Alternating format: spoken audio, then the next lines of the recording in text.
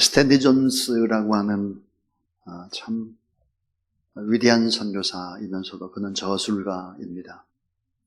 하나님의 음성을 듣는 법이라고 하는 아주 중요한 책을 써서 많은 사람들이 읽히고 있죠.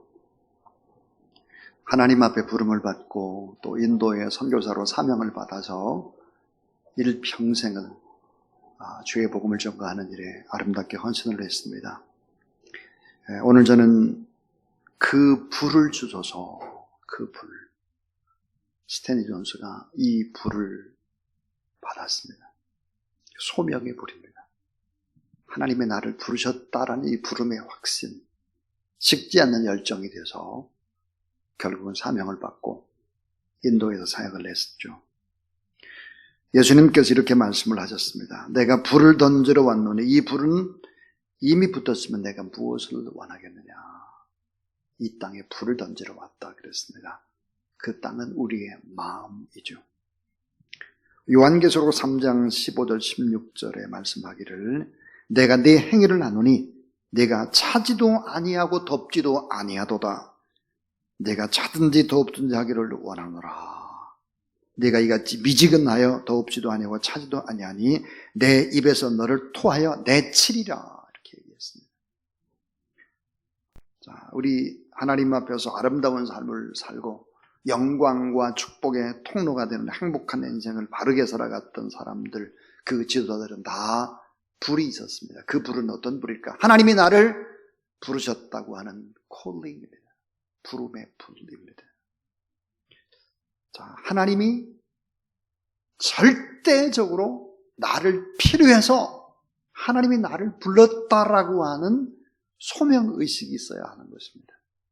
이 소명의식이 없이 우리가 신학을 하거나 또 소명의식이 없이 직업을 선택하거나 소명의식이 없이 일들을 하게 되면 행복할 수가 없습니다.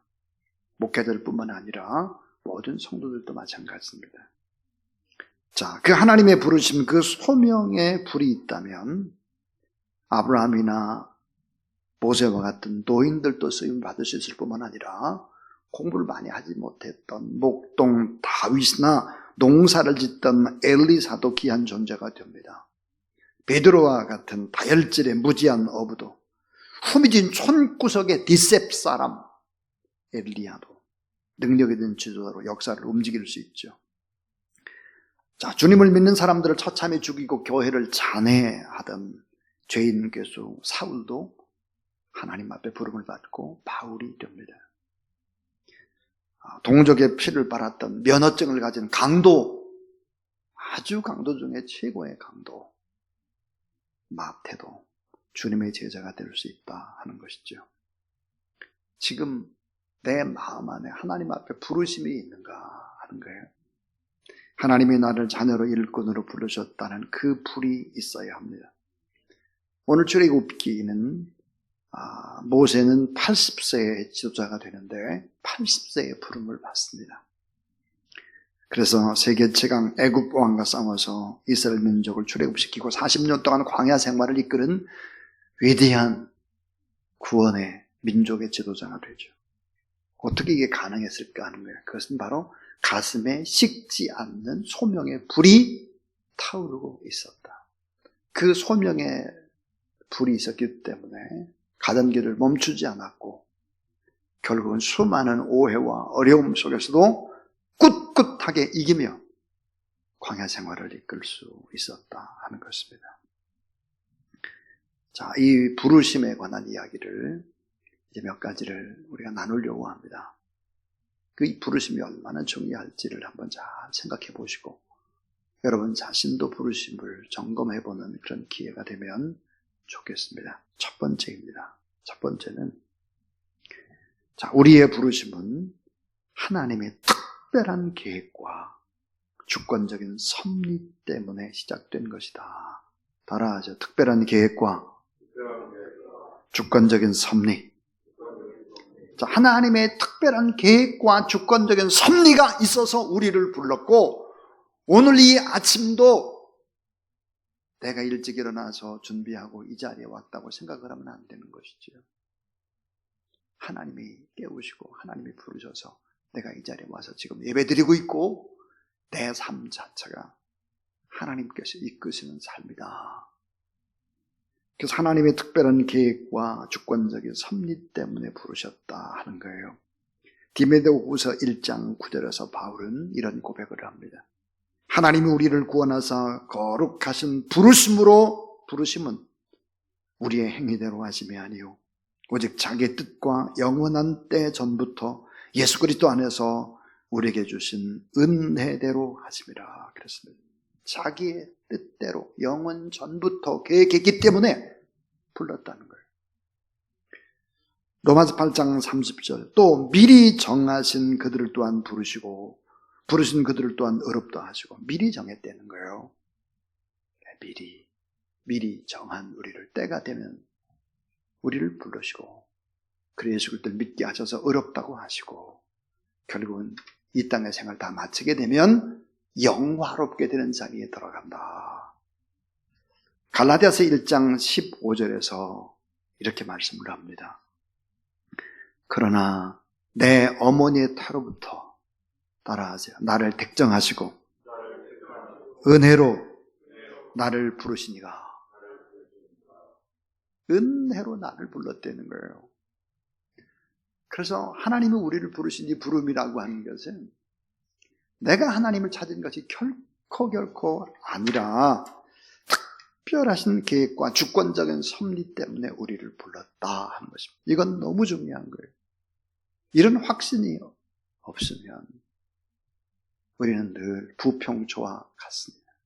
그저 시대에 따라 바람에 따라 흔들흔들거리고 그렇게 사는 것이죠.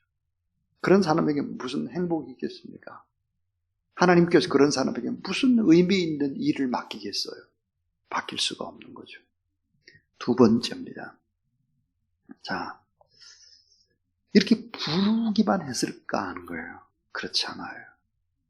우리를 지명하여 부르시고 예수 그리스도의 핏값으로 새롭게 새 창조해 주신다는 거예요. 예수 그리스도의 핏값으로 새롭게 창조해요. 새롭게 창조한다. 그래서 예수 그리스도를 나의 주 나의 하나님으로 영접하게 되면 born again 한다고 해요. 다시 태어나는 것입니다. 재창조하는 것입니다. 새 피조물이 되는 것이죠. 이사야 43장 1절에 야곱아 너를 창조하신 여호와께서 이제 말씀하시느니라. 이스라엘아 너를 조성하신 자가 이제 말씀하시느니라. 너는 두려움 말라. 내가 너를 구속하였고. 따라하세요. 내가 너를 지명하여 불렀나니 너는 내 것이라. 하나님이 지명해서 불렀다는 거예요. 그리고 구속해줬다는 거예요. 구속이라는 뭐예요? 값을 다 지불하고 사다. 그 말이죠. 베드로전서 2장 우리 9절 말씀. 오직 너희는 택하신 족속의 왕같은 제사장들의 거룩한 나라요 그의 소유된 백성이니 이는 너희를 어두운 데서 불러냈다는 거예요. 어두운 데서 불러냈다. 에베소 1장 7절 우리가 그리스도 안에서 그의 은혜의 풍성함을 따라하세요. 그의 피로 말미암아 구속 곧 제사함을 받았느니라. 자, 예수 그리스도의 피의 능력으로 우리가 의롭게 됐다. 그래서 고린도전서 6장 20절 말씀 참 귀한 말씀인데요. 자, 값으로 산 것이 되었으니 그런즉 너의 몸으로 하나님께 영광을 돌리라. 오늘 우리가 누굴까? 예수를 믿는 사람들은 누구일까? 예수님의 피값으로 예수의 값으로 우리가 산 것이 됐다. 우리는 다 예수님 짤이들이다. 그래서 너의 몸으로 하나님께 영광을 돌려라. 그랬습니다. 그래서 우리를 지명해서 불러주신 그 하나님께서 예수 그리스도의 피값으로 우리를 새롭게 재창조하셨다는 거예요. 새로운 피조물 되게 하셨다. 그런지 누구든지 그리스도 안에 있으면 새로운 피조물이나 이전 것은 지나갔으니 보라 새 것이 되었도다. 새 피조물이 무엇입니까? 영어로 RE가 붙어요. 창조, creation, recreation. 새롭게 창조한 것입니다.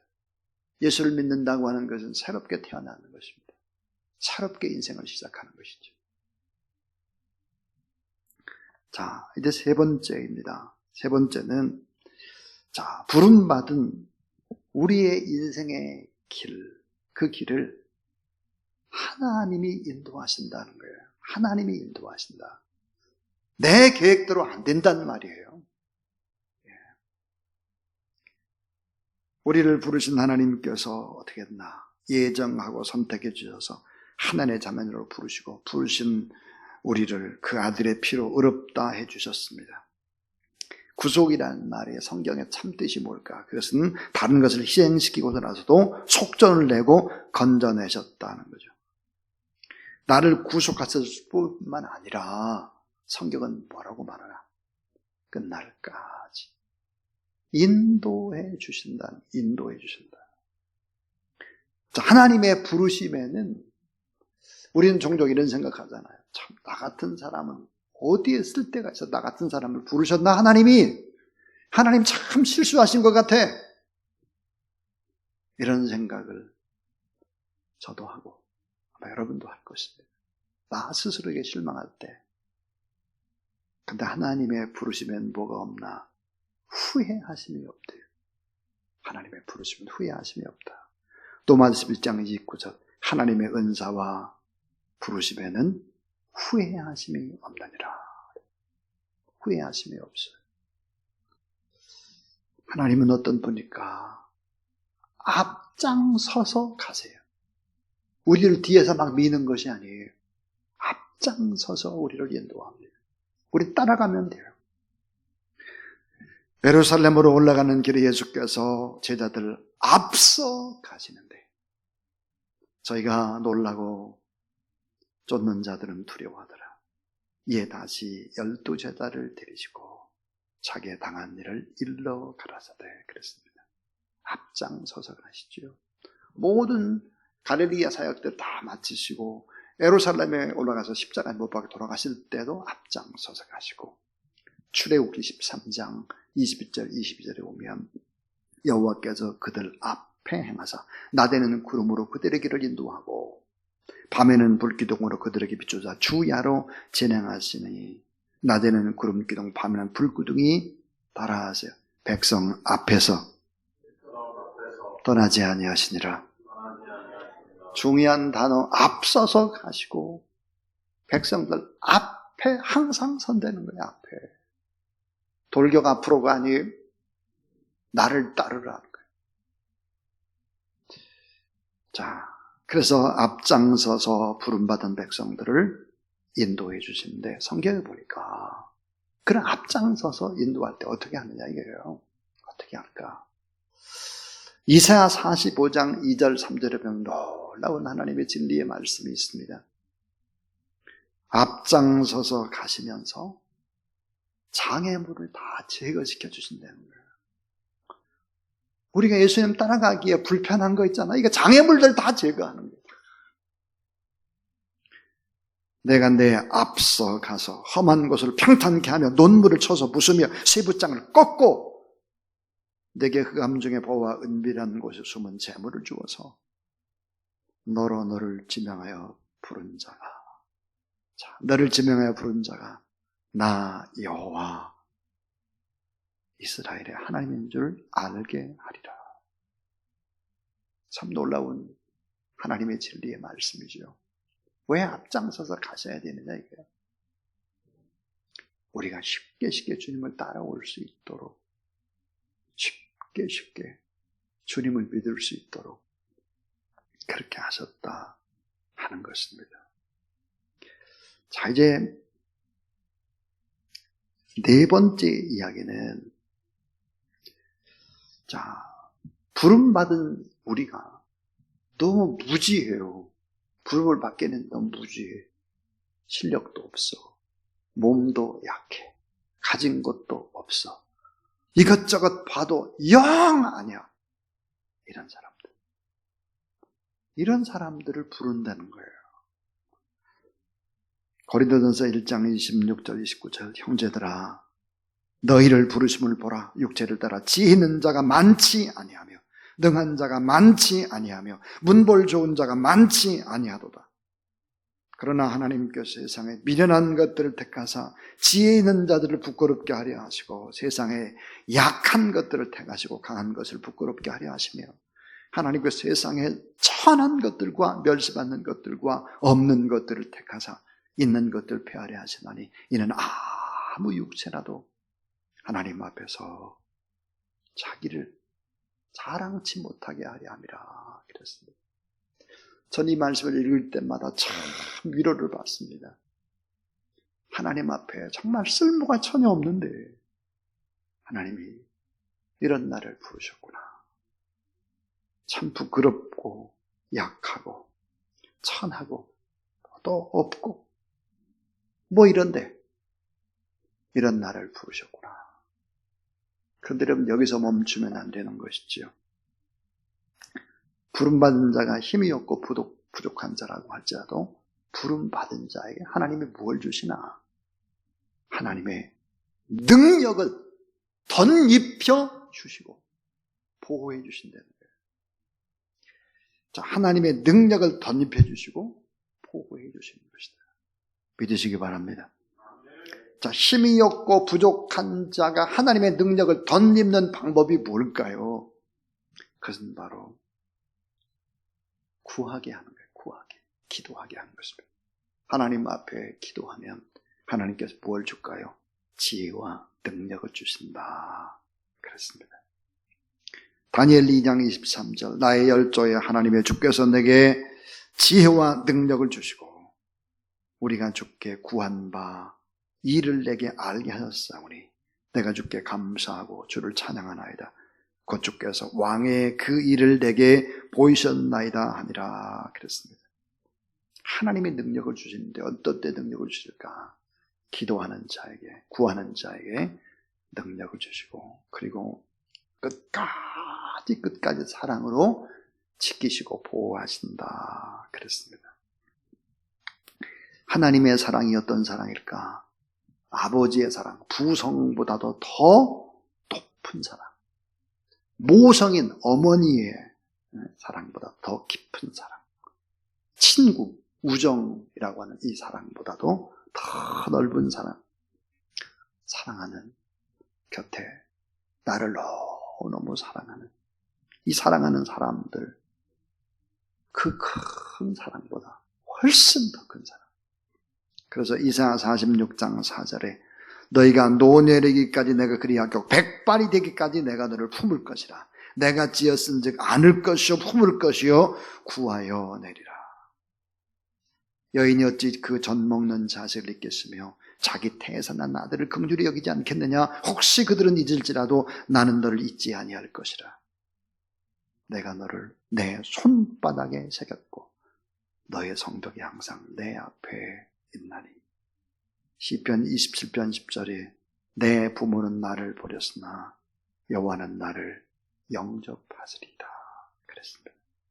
결국은 아주 지고지순의 사랑으로 끝까지 보호하시고 기도하는 자에게 지혜와 능력을 주시고 그래서 어떻게 할까요?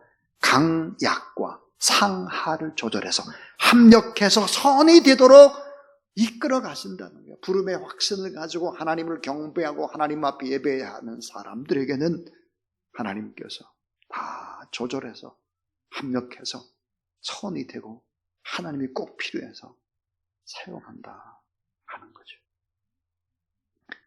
우리가 잘 아는데 하나님을 사랑하는 자, 그 뜻대로 부르심을 입은 자들에게 모든 것을 합력해서 선이 된다 그랬습니다. 이제 저는 설교를 마치려고 합니다. 마지막으로 부름의 확신, 소명의 불을 가진 자에게 하나님은 무엇을 할까요? 하나님께서는 자신의 일을 맡겨줍니다. 자신의 일을 맡겨줘요. 자신의 일. 너는 이 일을 해라. 맡겨주는 것이죠. 이 일을 주십니다. 다시 말하면 사명을 주시는 것이죠. 사명. 우리는 다 사명을 받았습니다. 사명. 저는 말씀을 전하고 또 기도하는 사명을 받았고 복음을 전가하는 사명을 받았습니다. 특별히 저는 북한에 대한 사명을 받았습니다. 북한. 전 북한을 위해서 기도할 때마다 지금도 눈물이 납니다. 지난 밤에도 제가 기도하면서 북한을 위해 기도하면서 눈물이 조르르 흐르는 거예요. 사명 때문이죠. 사명. 아마 여러분에게도 분명히 사명을 주셨을 것입니다. 그 사명. 왜 여러분 지영권 목사님이 경희대 한의학과를 다니시다가 중단하고 목회자가 되셨겠습니까? 사명이 있죠. 또 왜 유정희 목사님이 평생 외교관으로 더 생활을 하시다가 신학을 하고 목사님이 되셨겠습니까? 사명이 있죠. 작은 일도 한번 보십시오. 주님이 나에게 이 일을 맡겼다는 사명을 갖게 되면 행복하게 되죠. 디도서 2장 14절. 그가 우리를 대선하여 자신을 주심은 모든 불법에서 우리를 구속하시고 우리를 깨끗하게 하사 따라하세요. 선한 일에 열심을 내는 친백성이 되게 하려 하심이니라. 선한 일이 뭐예요? 하나님이 맡겨신 일이 선한 일이에요. 그 일을 위해서 열심을 내는 친백성이 되게 하셨다 했습니다. 하나님이 사용하시는 지도자들은 이 모든 사실들을 확신했습니다.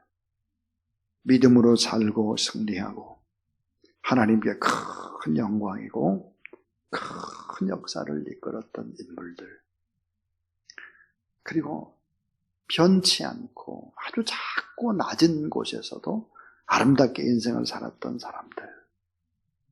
바울은 이런 고백을 합니다. 과거에 나는 죽었고 내 속에 사는 것은 예수 그리스도다. 예수 그리스도의 사랑이 나를 미치게 한다. 무엇을 먹든지 마시든지 무엇을 하든지 살든지 죽든지 주님의 영광을 위해 난 산다. 이렇게 고백을 했습니다. 이 고백은 무엇과 연결되어 있을까요? 그것은 바로 출애굽기 3장 4절입니다. 여호와께서 그가 보려고 돌이켜 오는 것을 보신지라 하나님이 떨기나무 가운데에서 그를 불러내사 모세야 모세야 하시매 그가 가로되 내가 여기 있나이다. 모세의 가슴 속에 식지 않는 소명의 불이 있었던 것이죠. 자, 떨기나무 가운데 불이 붙었는데 떨기나무가 타지 않는 거예요. 여러분, 이 떨기나무가 뭘까요? 떨기나무는 광야에서 자라나는 아카시아와 같은 아주 날카로운 그런 아주 쓸데가 전혀 없는 땔감이죠. 바로 이제 가시나무입니다. 이 가시나무는 무엇을 의미할까요? 고통받는 이스라엘 백성들을 의미합니다. 그 백성들이 바로의 압제하에 고통을 받고 있는데 사라지지 않는 거예요. 활활활 불이 탄데 이 가시떨기가 사라지지 않는 거예요. 다시 말하면 이스라엘 백성들의 울부짖음과 하나님의 음성을 들은 것입니다. 그것이 식지 않은 불이 된 것이죠. 그래서 민족을 위해서 그렇게 역사 앞에 이름대로 물에서 건져내다 구원이라는 이름을 가지고 모세가 그렇게 인생을 살 수가 있었던 것이죠. 식지 않는 하나님의 부르심 콜링, 부름의 확신은 모든 사역의 뿌리가 됩니다. 하나님이 여러분을 부르셨다는 확신을 가지고 오늘도 힘있게 또 우리를 지키시고 보호하시고 우리가 구할 때 지혜와 능력을 주시는 하나님, 결국은 또 합력해서 선이 되게 인도하신 그 하나님을 바라보며 오늘도 힘있게 하나님을 찬양하고 또 온 힘을 다해서 맡겨진 사명들을 감당하는 여러분들의 주의 이름으로 축원합니다.